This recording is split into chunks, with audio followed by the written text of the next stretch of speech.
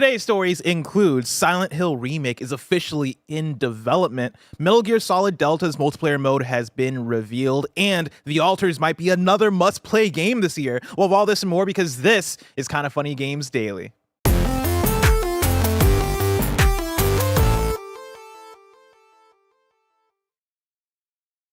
Yo, what's up? Welcome to Kinda Funny Games Daily for Thursday, June 12th, 2025. I'm one of your hosts, Blessing Adeoye Jr. Joining me is the Tastemaker, Roger Picorni. Hi, everybody. Hi, Blessing. How you doing? I'm doing well. How are you doing? I'm doing great. Last night, I had a beautiful moment. Yeah? Where I'm driving, and I'm like, you know what? I'm hungry. Leanza, what do you want to eat? She's like, I don't know. Let's go to a taco place, maybe. So we're going to South City. We're going to a taqueria that people have been suggesting. And as we're driving, I see it. I see the red light. Yeah. Chili's.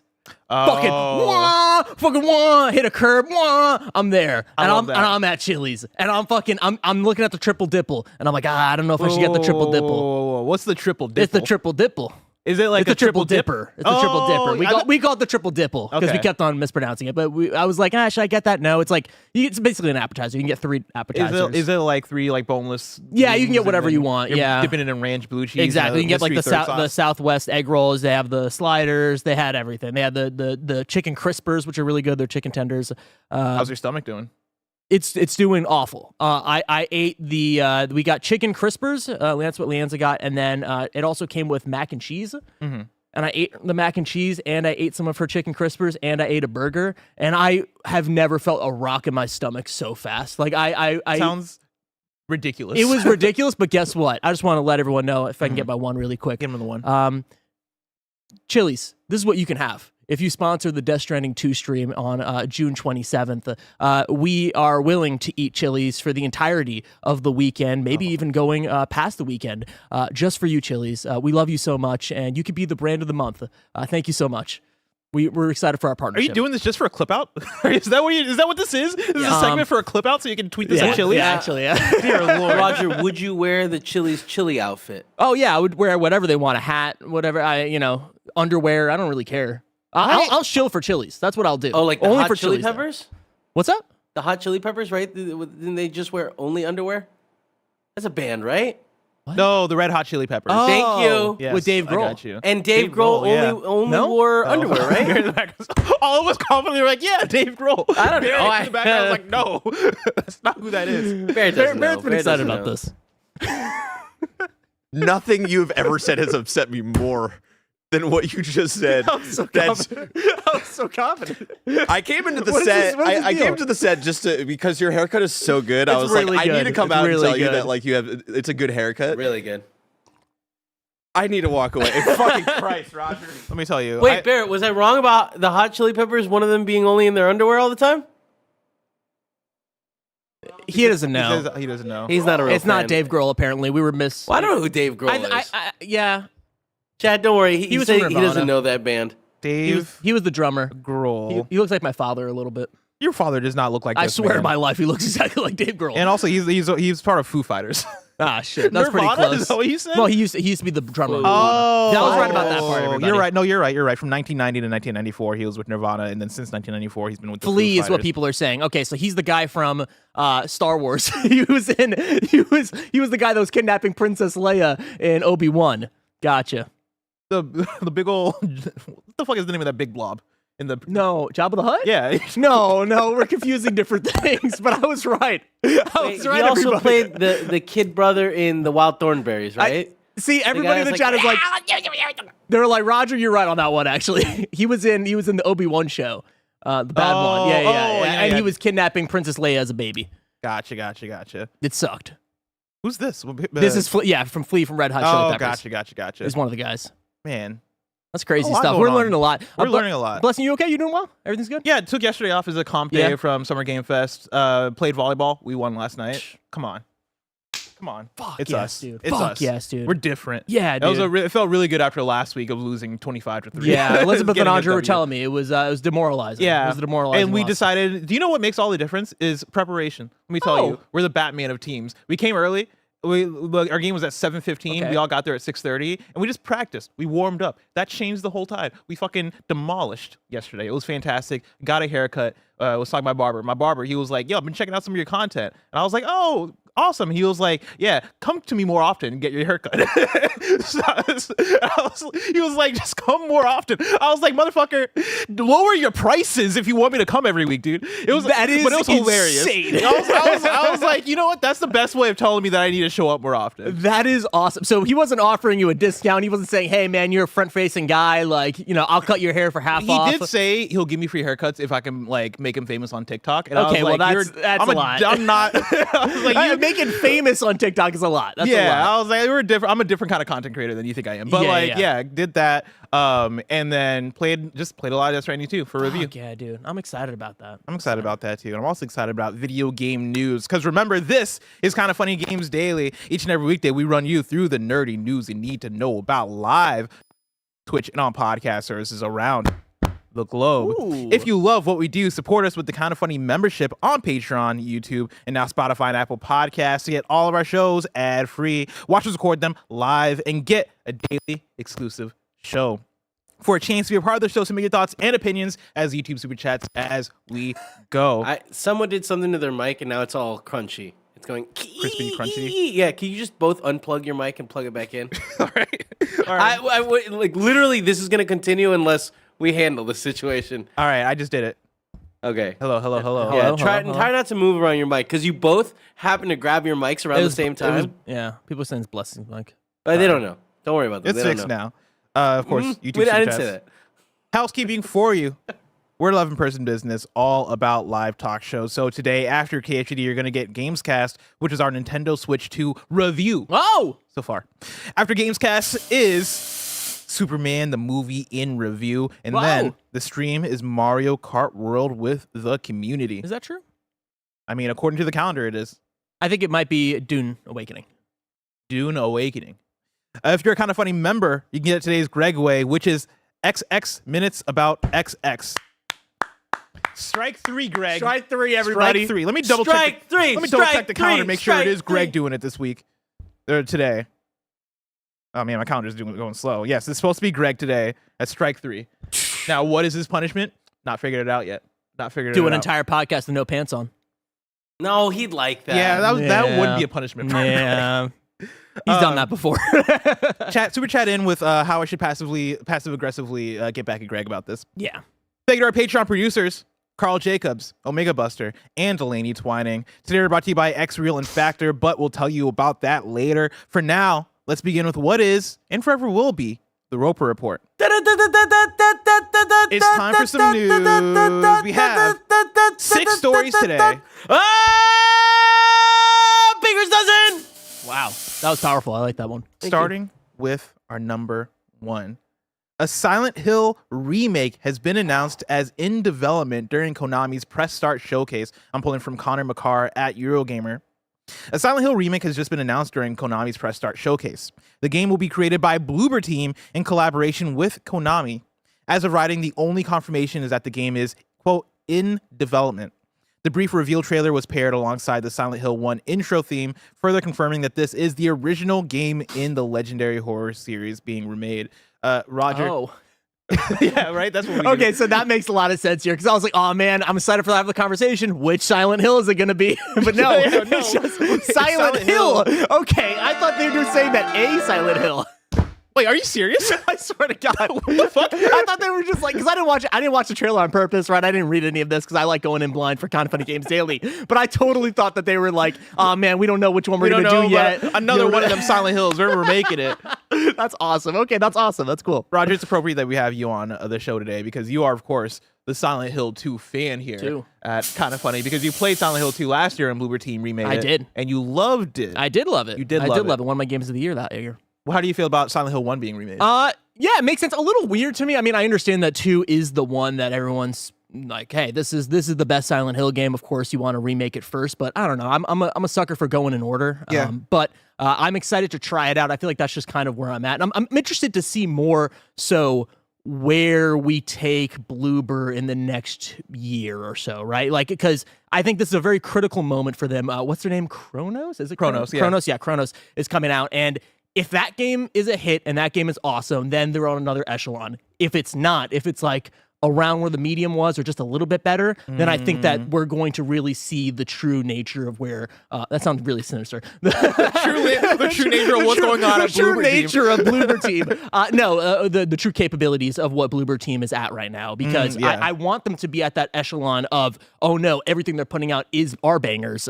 They don't just have to do remakes; they can make original IP, and that also can be incredible. But I don't know. I'm not fully sold yet because Silent Hill 2's source material is so good. After finishing Silent Hill 2, I went back and I didn't actually play Silent Hill 2, the original, but I watched a lot of it, and I was like, oh, okay, so a lot of it was there, right? A lot of the base of what they were going for is in the original game. A lot of the creative choices, a lot of the visuals were there. So I'm interested to see where they go past this, but it's a slam dunk for them to go back and make the remake of Silent Hill 1. But I also am interested, like, I don't know, it seems like to me, like the vibe of Bloober Team was like, we did 2, and like maybe we're going to do different things, original things only. So I was kind of like surprised that they went back and are doing 1. I mean, I'm sure the bag is there. I'm sure they're That's very the thing excited about it. is, you know, when the bag is there, you go after the bag, especially for a series like Silent Hill that is revered in the gaming community, right? People love Silent Hill. You knocked it out of the park with Silent Hill 2, and people love that. And so I think it makes sense to then go after the next logical game in that franchise to make, which I assume this is the most logical game. Again, I'm not a Silent Hill person, but to your point of, you know, you prefer like the going in order. For me, this strikes me as very similar to what Metal Gear is doing with Metal Gear Solid Delta. How that game, Metal Gear Solid 3, is of course the third Metal Gear Solid game. It's the first one you talk about chronologically because it's a prequel. Yeah. But that said, I think Metal Gear Solid 3 is a fan favorite, and in that sense, I understand why you go to that, because there is such like a passion, a love that the fans have for Metal Gear Solid 3. And also, it might be a bit easier to remake and modernize than a Metal Gear Solid 1, unless they were to do Twin Stakes or something, which I don't think people want them to do that. But I do. I mean, that would be cool also. I'll take anything, honestly, Metal Gear. But, you know, when I look at Silent Hill versus a Metal Gear Solid, right, I think the things that these remakes have in common is that they're looking at PS2 classics first. And now, like, I think for Silent Hill, looking it up, right? That game came out in 1999 for the PlayStation 1, which automatically. The year I born. Well, no way. Yeah. You were born in 1999? Yeah. No way. I swear my life. That's cool. Yeah. January. That's wild. January 1999. I'm an elder Gen Zer. Man, that's crazy. But yeah, like you're going back in a generation, right? Yeah. I think you're so right. You're gonna have that. bigger challenges as far as trying to modernize that and like make it look good and make it feel good and make it, you know, feel like a game that can come out in a, let's say, 2027, 2028. This is going to have to be a full remake. I mean, chat, if you've played the original Silent Hill, let us know like how difficult and like what are they gonna have to? I mean, they have to change the whole control scheme. They have to change a lot of. What like, are the challenges here? Yeah, exactly. The base level of, because like you see Silent Hill 2, you're like, oh, you're pretty much there. Like, I mean, of course, not pretty much there, but you know, you see that, you could see how someone can take that and make that into a modern. It's video the same game. thing as like Resident Evil 4, for example. Of like, oh, I can see that translation, and I think the fun thing for me here is like, I think this is going the same way that Metal Gear is probably going to go. If Metal Gear Solid Delta comes out and is successful, I go to 2 and then 1. No, you go 1. I think you go 1 and then 2. Yeah, I think Virtuous hops to 1. Don't get me. I just finished Metal Gear Solid 1. Yeah, and I cannot explain to you how excited I am for a remake of that game, but also how frightening that is. Right? Because I see Metal Gear Solid 1 and how amazing and forward thinking it is, but also how insane it would be to adapt that into a modern video game landscape without Kojima. Like, there's so much. There's so much. Without Kojima is so key. Without Kojima, it is so. Because for Metal Gear Solid 3, from what I have seen, right, it is so faithful that some people were like, oh, it might be too faithful, right? You might have like you might have actually went in and made sure that every single shot, every single moment was exactly the way that we remember it, and that's not necessarily what we want sometimes for remakes. We want it to feel a little bit more modernized and a little bit more fresh. With Metal Gear Solid 1, you can't do it exactly the way it was before, and if you did, it would be bad. It would not be, maybe not bad, but it wouldn't be as good as it could be. And I'm interested to see where Silent Hill goes with this, and I'm excited to see, because we're going to do the Metal Gear Solid 1 remake. Yeah. But I don't know, maybe they don't even do that. Like, I know we're jumping around a little bit, but like I think it's a fun conversation. I think they got to. Do they do it immediately, right? Do they say 3 and they're like, okay, I guess we're starting development on 1 remake, or do they go to 4, or do they like jump around a little bit, where like they just keep on stretching it out and they're like, well, we'll do one day. Correct order to remake Metal Gear Solid games is 3, 1, 2, 4. So scary. Since there are scary, like though. in the world, because like honestly, the best way to remake them would be 1, 2, 3, 4. scary. But in the world where you're starting off with 3, you go 3, 1, 2, 4, and then like a Peace Walker side game somewhere in there. Yeah. That's the way to do it. And I think it goes very similar to Silent Hill, where if Metal Gear Solid Delta is successful, right? Like this is very much hinging on it being faithful and people actually really loving it and it doing numbers by early next year. I'll say by June of next year. We're saying we're doing the Metal Gear Solid 1 We're remake. saying Metal Gear Solid 1 is in development at Virtuous. No. I'm down for the pizza bet. I don't really care. You know what I mean? Oh, Like, yeah. you know what I mean? Like, I mean, you might be right. Like, I don't feel like otherwise, not so. But people in the chat are bringing up Twin Snakes. I know we're jumping around a little bit, but like, what is the deal with Twin Snakes? I know that is a remake of Metal Gear Solid 1. Is that like actually good? Like, is that a good remake? So do people like, if they were to make a remake of Metal Gear Solid 1 now, are they looking at Twin Snakes to be I like, don't think they're looking at Twin Snakes. they're just fully ignoring that one? Yes, and here's the thing, right? I'm somebody who I didn't play Twin Snakes because it was a GameCube exclusive, but That's my crazy. understanding of it, right, is like it's Metal Gear Solid 1 remade to kind of be aligned with how Metal Gear Solid 2 and Metal Gear Solid 3 played, but with that, I believe they added a first-person perspective to it that you can go into And actually right? walk around and play. And like that kind of breaks the game a bit. And I think that's people's like big there's- complaint with it. There's like one big battle with Vulcan. Is it Vulcan that it ruins the like?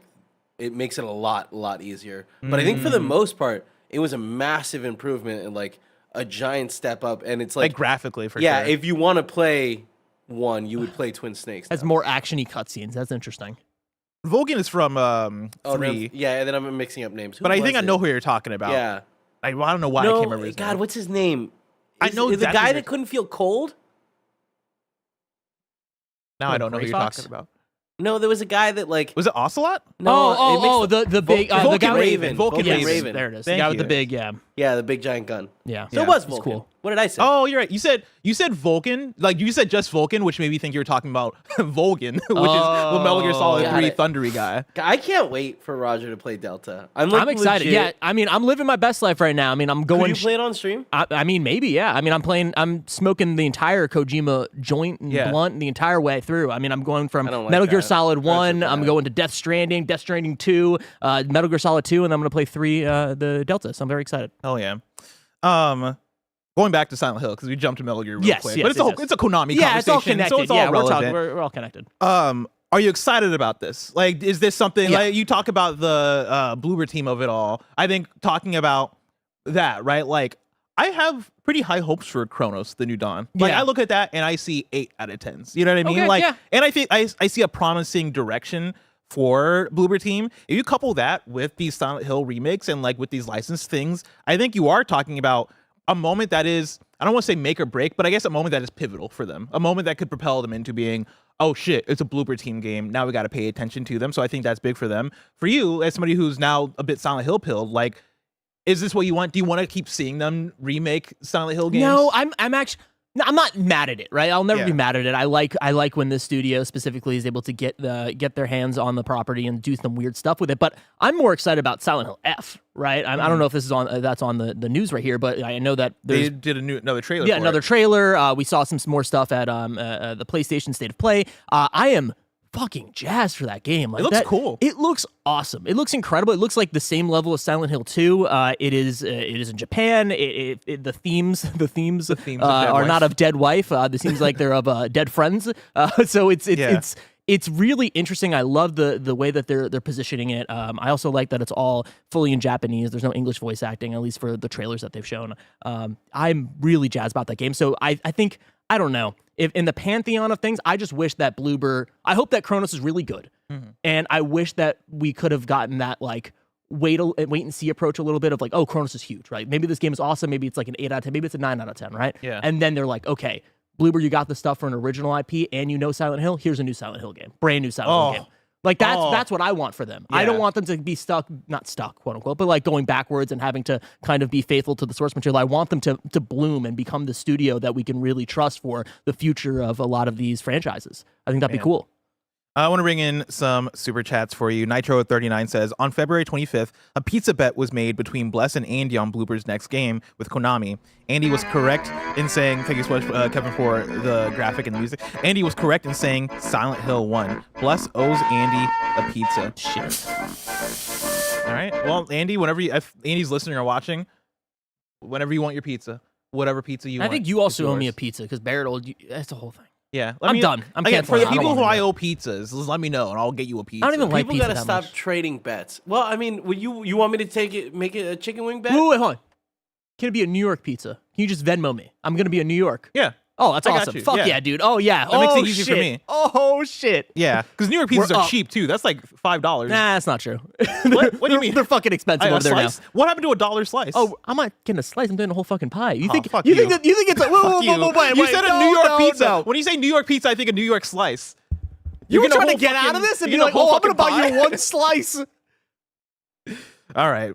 Whatever you want, I got you. Ah, okay, I got appreciate you. I appreciate All you. right, Sabaro. I got you. Kobe Arndt writes in and says, with the remake coming out, do you think Konami is still invested in making follow-up to the Master Collection, or is it remakes from here on out? I believe you're talking Why about not both? Yeah, why not both, right? Like, money. here's the thing. Because even though we talked about, the correct order to remake Metal Gear Solid is this, I don't think we ever get around to remaking Metal Gear Solid 4, at least in the near future. I would love that. I think that'd be cool. But I think the deeper you get into the Metal Gear well, the more it kind of feels appropriate to have Kojima as part of it. Like Metal Gear Solid 4, I think is a tough one to remake without Kojima. Yeah. It's so fanfare. It's the culmination of everything, right? Like, it's also just very weird and very, like, a very interesting game. I feel like that is a far-flung future before we get there. Man, I get really interested in what Konami's future is when it comes to all these remakes and stuff. Like, you're so right, because they're going to have to, if they want to broach these situations, they're going to have to start making some swings. They're going to start doing some interesting actual creativity when it comes to remaking these games. And I mean, Metal Gear Solid 1 even, yeah. To your point, especially like, if they do you Metal get Gear to- Solid 1, yeah. You get to Psycho Mantis, and it's like, you're going to have to take some creative liberties. I would love to see that. You know what I mean? Like, you have Psycho Scary. Mantis. It's like, oh, I see you're playing Darwin's Paradox. Yeah, I see you're playing Pez. I see you're playing Survival Kids. Oh, It's wow. like, whoa, Holy shit. Psycho Mantis, that's crazy. That's crazy. But I also think that a remaster of Metal Gear Solid 4 also gets the job done.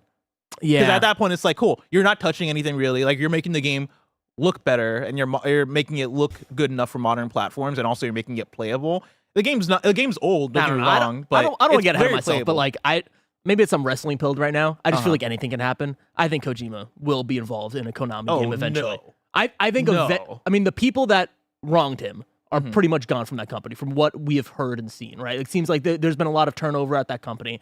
I can see a world where that Konami just looks at Kojima and just says, we'll just give you the rights, or we'll give you some type of producer credit, and you can come in here and do whatever you want with this thing. Because I think Kojima wants it.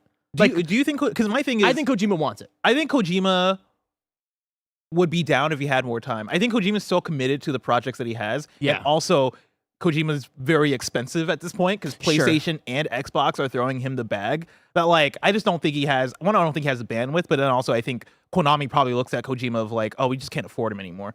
Yeah, I do think Kojima wants it. It's just the level of what he would want. I think he would want to own those franchises, which I don't think will ever happen. Metal Gear? Yeah, he would want to own those franchises. Yeah. So if that's the case, then I don't think so. But I can see a world where there's some type of collaboration if they're going to 1 or they're going to 4 or whatever, or 2. Yeah. And where they look at him and say, hey, we need your name on this. We want you as a producer credits. What do we have to do here? I think it would very much be a thing of Kojima shakes hands with them to like have him be a part of a showcase where they're revealing it and being like, I consulted on this. Yes. And like he showed up for one day and was like, all right, that looks good, and leaves. But like that's their way of getting around that's not his vibe, it. though. You know him. Like, he's not going to show up on his baby and be like, okay, you guys can do what the fuck you want with But it. I don't think he he has the time or bandwidth. That man is working on right now he's releasing Death Stranding 2. That man is releasing OD. That man has Fizzin. That man is working on Death Stranding 2 or Death Stranding 1 the movie, which is going to lead into Death Stranding 2 the movie. You know what I mean? Like, I don't think he has the bandwidth to show up at Konami for more than however long to be like, oh, okay, I'm going to help you guys. But we always usher. see wrestling. We always see the interview with him. Every single Metal Gear. I don't know if you've ever seen this. Every single Metal Gear that he's ever launched, he does an interview, and including Death Stranding now, where he says, my body was broken and I will never direct another Metal Gear. And he said that for Death Stranding. He said, I will never direct another Death Stranding because my body's broken. Like, that's pretty much what he said. He's like, I got sick. I'm going through it. It's like working too Cody hard. Rhodes. Yeah, and then he comes back. And he comes back and he always does it. So he always finds a way. And I don't know. I believe it in my heart that we will see Kojima and Konami together once again. Wow. Hugging and kissing. Wow. It's gonna be beautiful.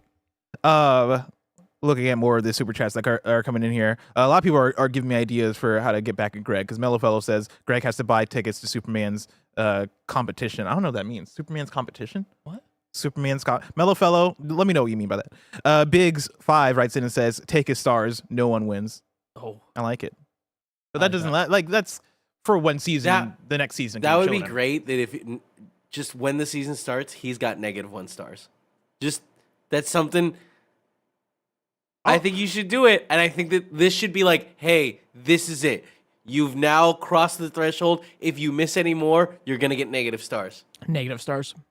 Here's my thing: is I know a lot of people don't believe this, but I believe in the sanctity of Game Showdown. I believe in like. Then why did you take it away from Tim? He was gonna win. Nah. No, because I was like, Greg won the briefcase. That was his right. It's still fair. Like, Tim had a chance to win the briefcase. Colin in the chat says it's like a handicap in golf. I don't know what golf is or like what a handicap is. I don't know what a golf is. I don't know I don't know what you do in there or like what the scoring system works, but like seems like there's precedent for it. Yeah, so that's huge. I mean that's super huge. That's super huge. I, like Roger, have no idea how handicap works. I've heard people say it a lot. I've heard people say it. Yeah. Fantastic Four is what they mean, I think. For Greg has to buy tickets to Superman's competition, so he has to buy tickets to Fantastic Four. Oh, okay. Those come out the same time? Yeah, like a 2 week. weeks apart. Yeah, 2 weeks apart. Oh man, we're eating. So far. And then one more. Oh man, we got a lot of super chats coming in. Let's see. Delco Scooch says blessings. Star Vaders now. I don't know what that means. Star Vaders? Does that relate to the Greg thing? Is it just a video game? Ooh, wait, no, I typed in Star Vaders. Oh. The deck building grid based tactics game. God damn it. Hold on. It came out April 30th this year. Pilot a powerful mech to fight off the alien invasion in this ultimate fusion of deck building and grid-based tactics. Discover game-breaking combos, rewind time to alter your fate, and protect the future of humanity in this endlessly replayable roguelike. All right, I'm going to need a code for that. You had me, then you lost me, and then you had me again. Because I like deck building, but I'm not a big fan of tactics. Yeah. Even though grid-based does make it better, believe it or not. But even still, like, you say grid-based tactics, and that's not my shit. But then you say roguelike, and you have me again. Well, you had me when you said you can rewind time. I like these ones where you can just go back to the beginning and say you fucked up. That was just Tifa. That was crazy. They just had Tifa. Yeah, Kevin's showing a trailer right now. It's not my jam. Well, this is not a me game. It might be a Roger game. Yeah, I like the art style. I don't know what a Roger game is anymore. I'm having a crisis of faith. I don't know who I am. I can tell you what a Roger game is. Garbage. If you would recommend it to the weirdos in your life. Yeah, let me tell you about It's a 2 Roger game. Banger. Roger, I'm gonna have you tell me about Date Everything 2 stories from now, because right. Yeah, I was gonna say. We're gonna talk. That one. Funny enough, we're gonna talk a bit more about Metal Gear in story number 2. But before we get there, I want to tell you about Patreon.com/kindafunny and YouTube.com/kindafunnygames, where you can go and get the Kinda Funny membership, which allows you to get shows ad free. Speaking of ads, let us tell you about our sponsors. This episode's brought to you by X-Real. Y'all know that a few months ago, my life changed forever when I brought a pair of X-Real 1 AR glasses on a long flight to New York. I legit could not believe how easy it is to use and high quality my experience was playing games, watching movies, TV shows on the plane without just too much extra stuff around me, or especially not a giant goofy headset around my head. No joke, this is my favorite new tech product in years, and it has earned a permanent spot in my travel bag. It is only hard to believe that it works as well as I'm saying until you try X-Real 1 AR glasses for yourself. And then you will see that the future is now. The tech is here. Connect X-Real 1 glasses to wherever you are playing, whether it's a handheld console, a PC, phone, home console. You just get a massive 150-inch virtual screen anywhere, anytime, for any game. Gaming on the go like a long-haul flight, you need the X-Real 1. Neck starting to hurt from staring down at your handheld? handheld? We've all been there. You need an X-Real One. A screen as big as your wall. Instant plug and play with all of your devices via USB-C. Built-in audio with sound by Bose, anchoring your screen anywhere in space. It's awesome. It just works. Zero latency at 1080p full HD. These are what make X-Real One a must-have. And we hear X-Real One Pro is coming soon with an even bigger virtual screen. Hit our link below to get your X-Real glasses today. There's nothing better than when a sponsor of Kinda Funny is something that we are legitimately obsessed with, and that is exactly the case here with X-Real. You're gonna hear me talking about these forever. Go to kindafunny.com/xreal. That's kindafunny.com/XREAL. I promise you, you are going to love these things. This episode's brought to you by Factor. Summer Game Fest is here. The Switch 2 is here. The sun is here. So many summer things are here. And the number one thing you don't want to be doing all summer, spending hours cooking inside. That's where Factor comes in. Factor's chef-crafted, dietitian-approved meals are ready in just 2 minutes, taking the hassle out of eating well. We love Factor here at Kinda Funny, and Greg's often making and enjoying meals quick in between shows here in the studio. I just had a roasted garlic chicken, and I'm telling you, you would have loved it. Factor meals arrive fresh and ready to eat, perfect for any active lifestyle over summer and beyond. With 45 weekly menu options, you can pick gourmet meals that fit your summer gains and goals. Choose from options like Calorie Smart, Protein Plus, Keto, and more. Get started at factormeals.com/kindafunny50 off and use code kindafunny50 off to get 50% off plus free shipping on your first box. That's kindafunny50 off at factormeals.com/kindafunny50 off for 50% off plus free shipping. factormeals.com/kindafunny50 off. And we're back. Trevor super chats in and says, "It's a good day because Mel Brooks announced Spaceballs 2." No. All right. We've already announced Mel this before. Brooks is Oh, have we still talked about alive? this? No, they announced before. Now they released the Oh, teaser. but Like, I I don't see. care. I don't care. I You know love what? Spaceballs so much, and it's like we missed the boat. We missed the boat. You should have done it years and years ago. Honestly, yeah. I'm done. I'm Roger's sorry, done. Mel Brooks. Are you done with Metal Gear Solid Online? Whoa. Story number 2, Metal Gear Solid Delta multiplayer mode has been revealed, and it's not Metal Gear Online. This is Andy Robinson at Video Games Chronicle. Metal Gear Solid Delta Snake Eater is getting an original online multiplayer mode, Fox Hunt. Revealed during a Konami digital showcase on Thursday, Fox Hunt is directed by Yu Sahara, a veteran series designer who has worked on Metal Gear Solid 4, Peace Walker, Ground Zeroes, and The Phantom Pain. Sick. Fox Hunt is described as a completely original online multiplayer mode, unrelated to Metal Gear Online, which was released alongside the PS2 subsistence version of the original game. Quote, "We really appreciate all the longtime fans of Metal Gear Online who have always wanted to see it make a comeback. But the landscape of multiplayer games has changed a lot since MGO," said Sahara. "It took a lot of careful consideration to think about what the new online mode should look like. Based on the iconic stealth and survival elements of the Metal Gear series, we're taking camouflage and hide and seek to the next level," he added. "We challenged ourselves to make something unique that's more than just another shoutout. We've used that back and forth tension of staying hidden or searching out the enemy to create an online experience unique to Metal Gear," end quote. Sahara said more news on Fox Hunt would be shared in the future. That's fun. So it's like a kind of like a hide and seek type deal. Yeah. That's cute. Sounds cool. That Yeah, sounds like, I never played these modes, but like Me the neither. Assassin's Creed multiplayer, like, Yeah. I feel like had something like this A little early bit of on. that. Yeah. And then I never played Spies versus Mercs, but I don't know. Yeah, that's different. That's It's like a different. first person versus a third person spy, right? So you're a shooter Oh. and then you're that. Never mind. This is cool. It's honestly kind of like a little bit of a peek into like a bygone era, right? Where you would have these Yeah. the single player video games that had these little quaint multiplayer modes that a few people would play and you would get into, but it wouldn't really pop off like that. But it was always nice to have, like Assassin's Creed Brotherhood. Yeah. So it's kind of interesting that they're doing this. I expected when they had that little teaser that it was going to be some type of like separate thing, like it was going to be like a free to play. We're going, like it's something that you can download and try out right now or something Yeah. like that. But it seems like I'm it's glad just it's not that. I'm glad they're not doing like the Capcom Resident Evil, like RE-verse type yeah, shit with this. Yeah. But I also, I don't know. This seems like I'm excited to see the depth of it and actually how much you can go into this, or is it just like you're just doing hide and seek or whatever? Honestly, if it is just like a fun little hide and seek multiplayer mode, I'm so fucking down. I miss those. Yeah. Like I know, like you mentioned, right? Like there's been a shift in. It feels like if you're gonna put in work, time, and effort into a multiplayer mode, like you want to spin it off into its own thing. You want to be able to support it. You want to be able to like have a it be- life cycle, have a like life cycle. battle pass. It's like, oh no, like if you frame it as like, no, here's a cute little mode Yes. that you can play with your friends. That's like a fun thing that we thought was really good, and we want to include in the package. fuck yeah, like let's do that. I miss those. Yeah, I'm happy with that. Part of me does want it to be like just its own thing, right? Just so I can boot it up and like play it by itself, or maybe get a few of my friends to play it, outside of buying Metal Gear Solid Delta. But either way, I do kind of miss that era. Did you play Deathloop?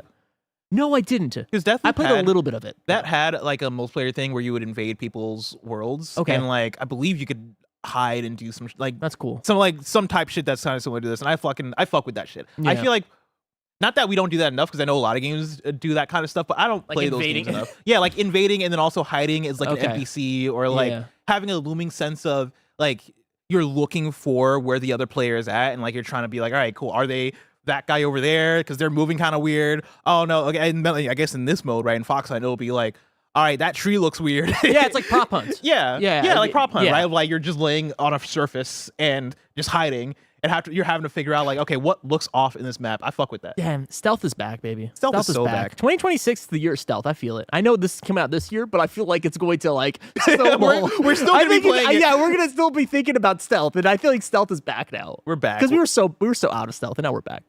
Story number 3. Date Everything has a review roundup for you. On Metacritic, it is sitting at a 75. On OpenCritic, it's sitting at a 78. Before I get into the reviews, I want to read the Steam description of Date Everything if you're unfamiliar. Date Everything is a sandbox dating simulator set in the comfort of your own home, featuring 100 fully voice-acted dateable characters. Let the romance flow between your bed, smoke... Wait, hold on, let me say that again. Let the romance flow between your bed, smoke alarm, and ... overwhelming sense of existential dread. Are you ready to date everything? Going into the reviews, Jess Elizabeth Reed at Nintendo Life gave it a 6 out of 10 and says, Date Everything provides an ideal dating simulator recipe. Charming characters, a lighthearted tone, and an incredibly disturbing premise. You can even date a banana. Kevin, did you put banana in there? We got him! We got him! He thought he couldn't get got. I was gonna but say, he that was got really good. banana. Shit. You got him. Chat, everyone throw a banana at him. You got it. Fuck.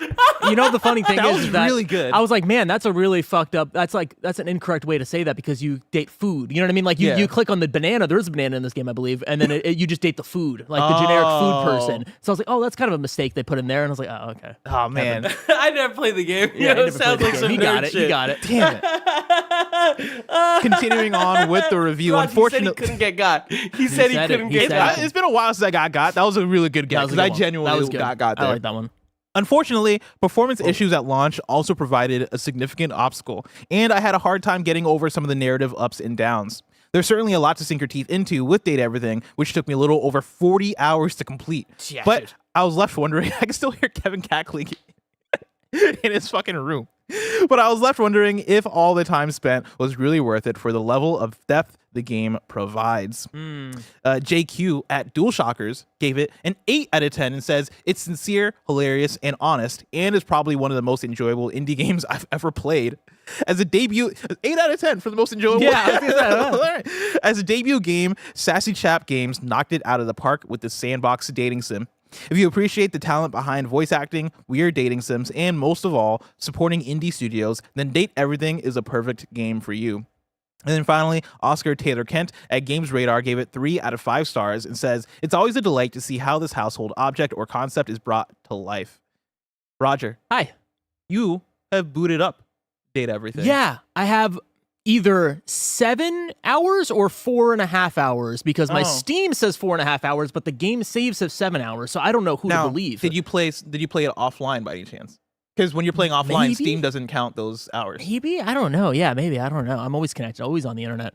So yeah, I have about, let's say, 7 hours on the game. And I really, really, really like this game. Like, yeah. a lot. It came out of nowhere for me because I was not a hater, but I just didn't believe the premise. I was like, dating everything, having over 100 characters, like, this seems like it is going to be an unobtainable goal, or it's going to be really surface level. Maybe it's a lot of talking to one thing, and it's like, oh, do you want to bang? Do you not want to bang? And then that's kind of it, right? Yeah. But no, it is a lot more, it is a lot deeper than I thought it was, and it is just so clever and fun to constantly walk around this house and see a smoke alarm and click on it and then have the surprise of like, oh wow, that's crazy the way that you adapted a smoke alarm into a character that has depth, that has these really stupid and silly jokes about either smoke alarms or fires and all this stuff built into the dialogue, but it doesn't become corny. It actually like has depth to it. For instance, my first ever, the first person, I also realized that I just have this fucking food. I just had this thing on the desk you the never entire ate, time. you never ate your I never your ate bar, it. And I your just protein had bar. it on here the entire way. I'm gonna throw it on the ground. Oh, not on the ground. No, it's on the ground. Oh, wow. Don't do that. Don't do The first place, the first person object that I dated was my bed. And this bed is hot. You dated? Okay. This Yeah? bed is curvy and this bed is hot. It's a sexy ass bed. Did you take Everybody. any screenshots of the bed? I mean, I'm sure we can look it up. If we look up Date Everything Bed, Yeah. you'll see it. Can we Betty look up Bed. Betty, I think is the name. But this bed is hot. Yeah. Right. And you start talking to this bed, and it's like, of course, they do start doing the jokes of like, oh man, I sleep with you every night, right? But like, we don't have that connection, right? Like Wow. I've seen you with I've been with a lot of people. Like I've slept with a lot of people because the whole story behind this bed is that he found it on the street. So like this bed has had a history before. Yeah. This is the bed, by the way. This is Betty. Oh. Holy shit. It's incredible. I have a friend that looks like Betty. So you start talking to this bed. And it's like very surface level jokey stuff about sleeping with everybody and sleeping with multiple people and sleeping with you the entire time. But then it starts getting into like this existential thing of like this character has a lot of it can't sleep. It can't sleep at night because it has never really been with somebody that wasn't just like a transactional experience. So you start talking to her, and then you finally take her out on a date. Like that was the end of our romance where we fell in love. Was I was able to take her on a date, and it was like her first date that she ever been on, and it was like, wow, like this is way deeper than I thought it was. And you have that for every single thing in the house. And the cool thing about it is that it's not just you're finding on these characters and you're trying to smash. Like it is like these things of like, okay, come back at a certain time. So then you have to kind of manage like, okay, well at this time I have a date with this character, so I need to make sure to, if I really want to talk to them, I go up to them. And it also has this level of like you can be friends with them, you can fall in love with them, or you can become enemies with them. So it's a little bit of fun there. So you can, if there's a few characters that I'm just like, I'm gonna be your enemy. I just don't like you. You can. What are some of the objects that you're not fucking with? I don't fuck with the pirate. There's a pirate who I believe. I fuck with her. That's the bath right there. That's the bath right there. I don't fuck with the pirate. I think it's a pirate. There's like a pirate ship, like one of those the glass bottles that have a pirate ship inside of it. I don't fuck with him. He's too loud and annoying. So I'm like, fuck you. I'm out of here. But the writing is just super on point. Like it is hilarious. I'm laughing out loud. I don't want to spoil anything too much, but I did find the hangers. Like I just found hangers in a closet, and it's like 5 dudes, and they're like a hive mind, and they're just like, they just love extreme sports. So their idea is that they're hanging everywhere, and they're like, do you want to go and do something crazy with us? And it is super funny. It is very sexy in moments. It is silly, and it is the right amount of depth that I want. The only issue that I have with it right now that I think is like preventing me from really falling in love with it is the way that they set up like your character, where you can if you date a character and you fully like fall in love with them or hate them or whatever, you gain these little bonus attributes like I don't know, like smarts or wit. But it only happens when you fully max out like the character conversations. Like when I fell in love with Betty, then I got a few points. But that was it. So there's a lot of times where I'm talking to people and it is just locking me out of a lot of cool dialogue options that I would really have to grind to get those dialogue options. And I feel like a lot of them are just very basic. So I wish that those kind of added up as I just talk to people normally and I just chose certain things. But other than that, this is an outstanding game. It is so well written. It is hilarious. It is smart. It is sexy. And it is super silly. So yeah, I would give this recommendation. And right now I would say that this is probably an 8 out of 10. Okay. 8 out of 10. I'm really enjoying it. I want to pick it up. It's been sitting in my Steam library since we've had the code. Yeah. And like I've not been able to get around to it just because there's been other games that I've been playing. But I've really wanted to check it out because I just fuck with the vibe and I fuck with the concept, right? Like every few years there comes out a dating sim where I'm like, oh no, I gotta see what's up with this. For me, the last one was probably Boyfriend Dungeon, where like that's the one where you're dating your swords and like you're using different swords in like these dungeons. Yeah. And there's something about like the quirky energy dating sims that work for me, right? Like a very traditional dating sim is harder for me. But like, and I think part of it is like the earnest versus the quirky, and how quirky like a lot of these indie dating sims can get. Like they can be kind of like wink and nudge, like it's almost like not taking themselves too almost written seriously. like a comedy kind of thing, right? But still, like I still want earnestness in it, right? Like I think there is something inherently fun about going in and just building a relationship with characters and all this stuff. And Yeah, so no, I'm all about it. it's really good. And also, I see people in chat that are referring to it as a Gooner game or No, like making fun. guys, Here's the thing. This is what I'll say. Grow the fuck up. grow up. There are different kinds of video games that work for people, and also like I think there's a lot of genuine good that you can get out of this game as far as like fun and also enjoyment. the beautiful Read thing a about book. this, really quick, I just want to say something about one of the settings that they have in the game is that when I was talking to Betty and it was about to get steamy, they like stopped me and they were like, "Hey, we don't have to get sexual here. Yeah. Like if you don't want this, like we can just turn on a setting and we can just kind of keep it romantic." And I thought that was really cool because some people are not looking for that. Some people don't want to get too sexual when it comes to something like this. They just want romance, and you definitely have that here. So Yeah, what did you choose? Come on. I said, "You get the fuck out of my face here." Yeah, I'm going deep. I'm going deep with Betty. Going deep in We're the going bath. deep with Betty. We got another review roundup for you. For story number 4, The Alters reviews are in. Right now, it is sitting on Metacritic at an 86 and on OpenCritic at an 85. The Steam description reads like this. Explore an emotional sci-fi game with, with a unique blend of survival, adventure, and base building elements. Help Jan Dolsky, the sole survivor of an ill-fated space expedition, create alternative versions of himself to escape a hostile planet and tackle personal turmoils with this unconventional crew. Dan Stapleton at IGN gave it an 8 out of 10 and says, The Alters is a highly atmospheric sci-fi character study mixed with simple but effective resource and base management that cleverly builds existential and interpersonal pressure throughout its story.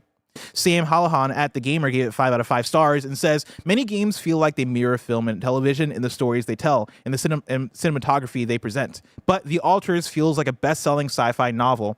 The intricacies, branching storylines, decisions that actually matter, and world building that makes you feel at home on a planet millions of light years away is a terrific accomplishment. This is the story of a singular man I cannot recommend enough. And who knows, perhaps along the way, you might even learn something about yourself.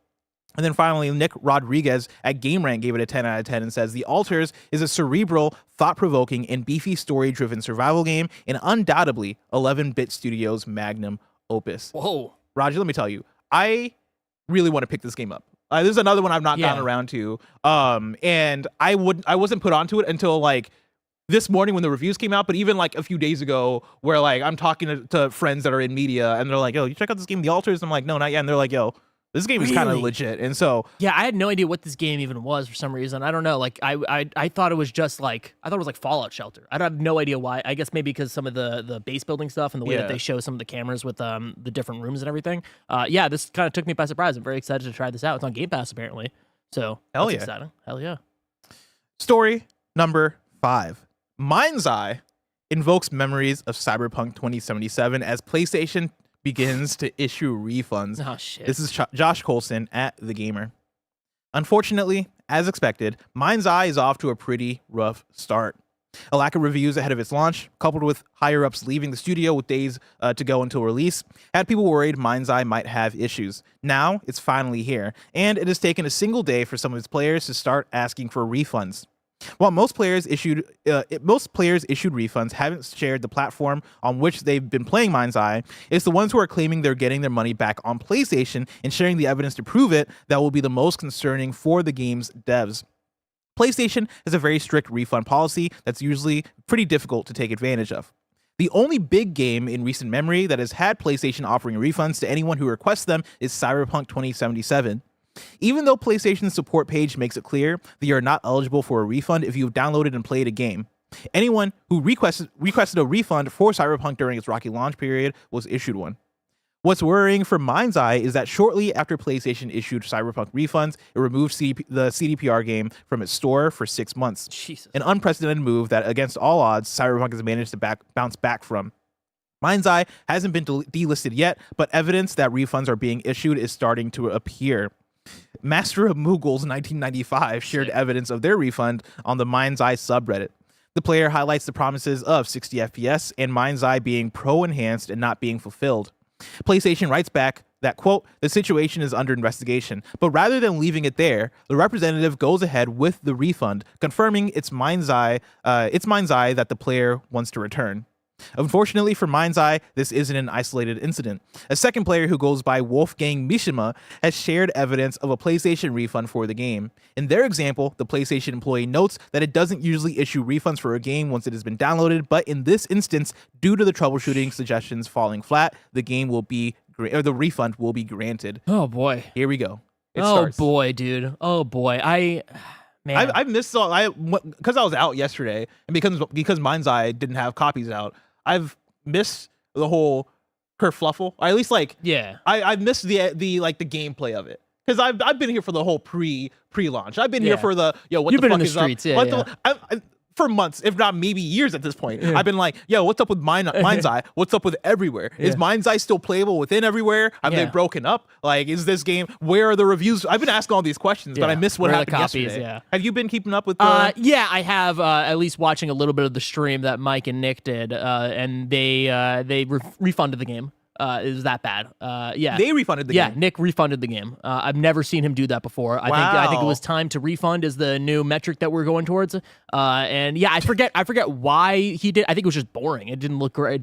It was just a boring experience for them. I mean, they were playing on a 5090 or something like that. They're playing on extreme hardware, right? So I don't think necessarily the game was the performance issues were the problem there. But the game just wasn't great from their side of things. But either way, I've been seeing this stuff, and I immediately knew that this was not going to go well when I saw IO Interactive. Did you see this? No. IO Interactive's their showcase. Did you watch it? I didn't watch it. No, I've heard things about it. So bad. Yeah. I felt I was like, man, it did not inspire any confidence whatsoever. It felt like the Konami one that they did in E3 back in the day, like 2005 or 6 or whatever. Yeah. Like the audio sounded like it was coming from a phone the entire time, and it was inside of some type of like hotel ballroom, and they brought out Matt Mikkelsen at the ending, and he didn't know where he was or why he was there. Right. It was just atrocious, and it included a bunch of Hitman stuff, and of course MindsEye. And I was like, this does not inspire any confidence. How did IO Interactive get roped into this? And that's the thing that I just feel like I'm more sad about the IO Interactive side of it, where I'm like, you guys were doing so good. You guys were like the pinnacle of like, you can go off and do your own thing and like have a franchise that works and self-publish and do this whole and now you're trying to expand, and your first thing to expand to was MindsEye, and it's like, fuck, man, you guys, this sucks, and anybody that is buying this game that is having these performance issues should be able to return it. So I'm happy that is happening, but it is just really disappointing and sad for IO Interactive right now, who is having a banger few years with Hitman and now 007 and now this. And so why did you do this? I will say this is a very sad story, very sucky, like for everybody involved. What I will say is that this takes me back. You know what I mean? Because in the last however many years, usually these video game stories are like, it's AI bullshit or NFTs or crypto or some shit. This is a good old fashioned. Yeah, this is a good old fashioned bad video game. It don't work. I put it in and it didn't fucking work. Like, how often do we get big these game anymore? don't work. Hell yeah. Big game that was hot. That was like super duper marketed, and like it's from people who formerly came from Rockstar and all that shit. Dude. Had all this build up and just fucking straight up fucking tripped and fell. It's no NFTs as far as I understand. Maybe there are. Correct me if I'm wrong. But like as far as I can see, no NFTs, no crypto, no bullshit. Yeah. It's just a traditionally bad video game. What was What's the meme that goes around where it's just like no allegations, no racism, just ass music? Is that the Lil Wayne album? Was that? No, I think it was like BBNO or whatever his name is. Oh yeah, maybe no money. But yeah, no, I'm annoyed at this, and I'm annoyed at what's going on, like the fact that they even released this game in the state of this. But I'm happy that people are getting refunds. Roger, MindsEye sounds like a big old failure. But if I wanted something small, say the tiniest news I need to know about, where would I go? You go to our last story, the Wii News channel, where we cover all the small news items you need to know about. Every fucking time I say I'm gonna just look at you and say it, and then I have to go back because I don't remember shit. I'll be an awful actor. Here's the thing, no, because like so much of the show is scripted. You know what I mean? So much like, of it. It's just too much to remember, and then it changes every 6 months. Yeah, there's always like one small thing that changes, and so you just gotta. Every word I've said on this podcast is scripted. Yeah, people don't know including that. this one. People right think now. that this show is live. No, it's pre-recorded. No. Yeah, we go and get super chats from like just the internet. Just pretend exactly. Like we pay live. the super chat. These are all bots. Yeah, that way you just pay us $5 and you think we're saying stuff. Story number 6 is Wii news. From Eurogamer, days after announcing a tentative agreement had been reached with key video game companies, U.S. Actors Union SAG-AFTRA has suspended its nearly year-long strike, instructing members to return to work on productions that fall under its interactive media agreement. Love that. Hell yeah. Let's get back to making some video Hell games, yeah. brother. I don't know why I said it like that. Brother. From WCCF Tech, according to a new report published today by Bloomberg, Chinese tech giant Tencent has approved Nexon about potentially acquiring the company worth $15 billion. 15 billion. 15 billion with a B. With a B. With a B. Shout out Maple Story. Maple Store. Nexon owns Maple Story. Oh, yeah, that makes Probably where all the sense. billions are coming from. Is Nexon the one that also owns Dave the Diver? Maybe. There you go. 15 billion. Fantasy Life I. Maybe. No, I'm going to do no research on that either. I'm just going to look at you and say maybe. All right, Let's cool. just move on. The answer is yes. The answer is yes. They Yes, do. everyone's saying yes. Fantasy say Life maybe. I, The Girl Who Steals Time, has sold over 1 million copies worldwide. And then finally, and Nexon I think also does like DNF and like the first Berserker Kazan and all that stuff. It's all these like I always get Nexon and NetEase conflated, even though they're very different companies. Yeah, it's just the NE. It's the NE that fucks But me Maple Story is the number one thing I got here. And then No, Kazan, you're right. yeah, Kazan. There you You go. made a Godzilla game? Strategy game? What the fuck? That sounds for, alright. For iOS. Look up Bullshit. if they did Combat Arms. Combat Arms? Combat Arms. Okay. It was a free-to-play Call of Duty-like game from like 2009 that I used to play on my computer back in the day. Nexon, yeah. Nexon, let's fucking go. Damn, that's crazy. That Yeah. was a wild pull. I know, dude. People 2008. That's crazy. That was a wild pull. Dude, people don't know about Combat Arms, dude. That was back That when was I could, nuts. That was back when I was in high school and I couldn't afford video games and Combat Arms is free. And like it was such a Call of Duty ripoff Yeah. and nobody knew it. Like nobody at my school fucking knew about Combat Arms. I just happened to cross it on the internet and was like, fuck it, I'll play this. And it's great. It was I was fucking sick as fuck at Combat Arms. Damn. Shout out to Combat Arms. Do you remember Battlefield Heroes? No. That was also a free-to-play, like Battlefield Fortnite. Heroes. Yeah, I bring this up like once every year or so. Like Battlefield Heroes was like a Fortnite. It was a Fortnite before Fortnite, or at least in terms of like the visual style. It was like cartoony and all that jazz, and it was free to play. And it was like super. It was wild.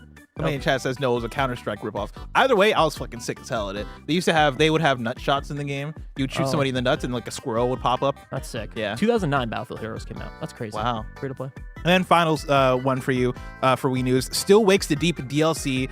Sirens Deep is coming June 18th. And that is it for Wii News. Before we get out of here, let's hop into Super Chats. Samson L writes in and says, this is for Combat Arms. I was hacking like crazy. I mean, that makes sense. I don't think that game had any security That's to so it. sick. Phil writes in and says, Greg punishment. Greg has to wear the DK costume hoodie from the Nintendo store No, he for would his love parade that. walk.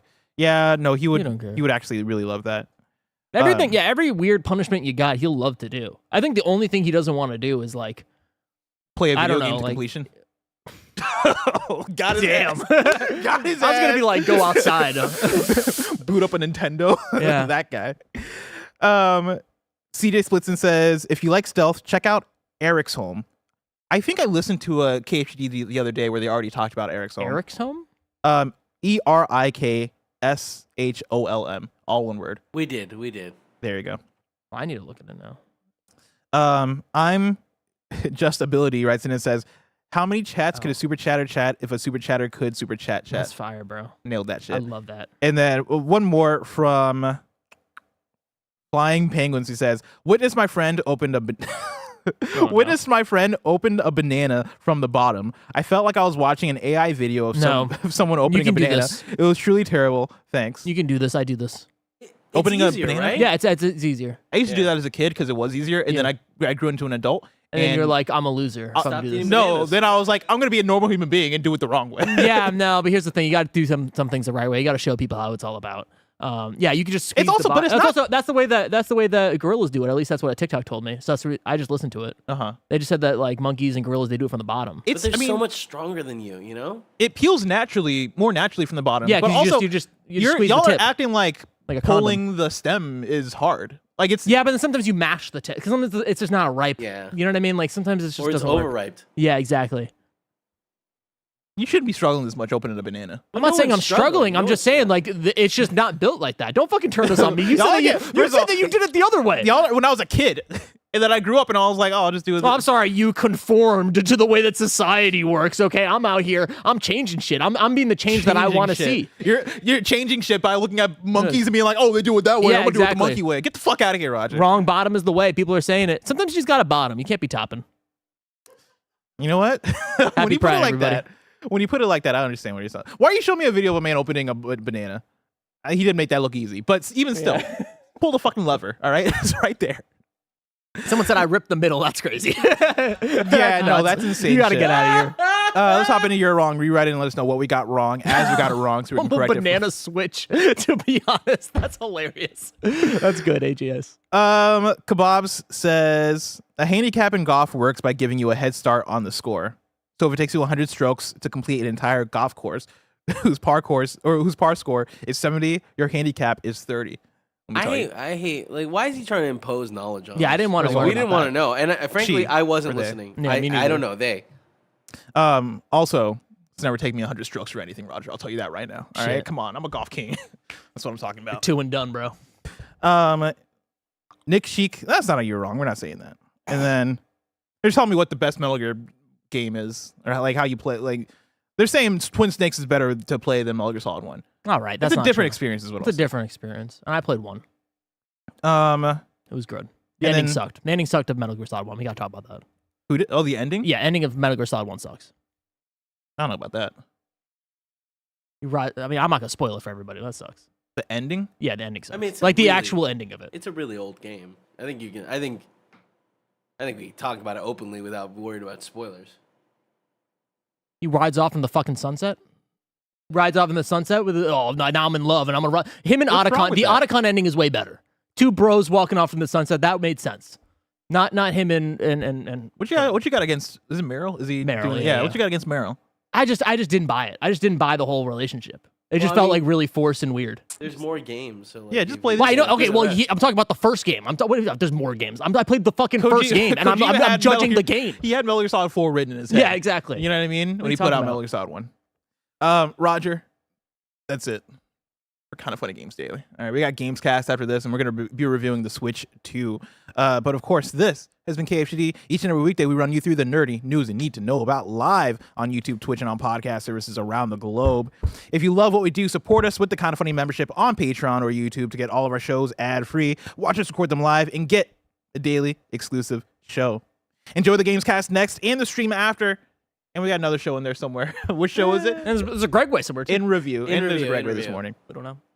Superman the movie in review. But until next time, Game Daily.